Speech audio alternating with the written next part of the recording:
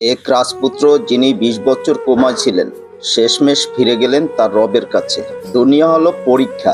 আল্লাহ কারো জীবনকে করেন সহজ, আবার কাউকে দেন কষ্ট ও ধৈর্যের পরীক্ষা। সেই পরীক্ষার এক নাম প্রিন্স আল ওয়ালিদ। ২০০৫ সালে মাত্র ১৫ বছর বয়সে গাড়ি দুর্ঘটনায় কোমায় চলে যান সৌদি প্রিন্স আল ওয়ালিদ। তারপর কেটে গেছে পুরো ২০টি বছর। না কোনো কথা, না কোনো দৃষ্টি, শুধু বিছানায় নিস্তব্ধ এক লড়াই মৃত্যুর সঙ্গে, তাকদীরের সঙ্গে। আমরা ভুলে যাই জীবন দুনিয়ার নয়, আখিরাতের জন্য।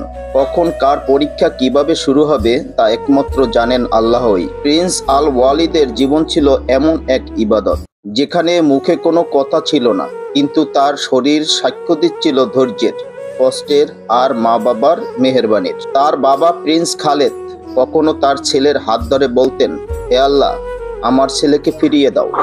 এমন এক দোয়া যা বছরের পর বছর অশ্রু আর মোনাজাতে গাঁথা ছিল। হযরত ইয়াকুব আলাইহিসসালাম যেমন ইউসুফ আলাইহিসসালামকে হারিয়েছিলেন, এই বাবাও ছিলেন এক হার না মানা আশার প্রতীক। আল্লাহ যাকে ইচ্ছা সুস্থ করেন, যাকে ইচ্ছা পরীক্ষা করেন। চিকিৎসা, টাকা, দোয়া সবই ছিল, তবু তিনি ফিরে আসেননি। কারণ মৃত্যুর মালিক একমাত্র আল্লাহ। যে সময় নির্ধারিত, এক মুহূর্ত আগেও নয়, এক মুহূর্ত পরেও নয়।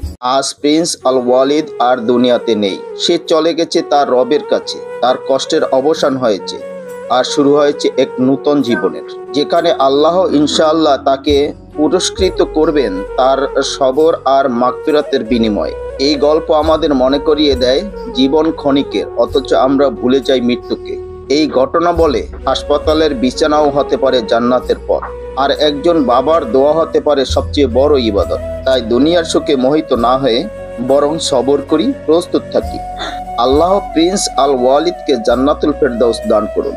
তার মা বাবার এই দীর্ঘ পরীক্ষার প্রতিদান দিন কিয়ামতের দিন। আমরা সবাই দোয়া করি, হে আল্লাহ, আমাদেরকেও এমন ধৈর্যবান বানাও এবং মৃত্যুর পূর্বে তওবার তৌফিক দাও। আমিন। ভিডিওটি ভালো লাগলে শেয়ার করুন, লাইক, কমেন্ট করুন এবং আমার ইউটিউব চ্যানেল আলোর দীক্ষা সাবস্ক্রাইব করুন।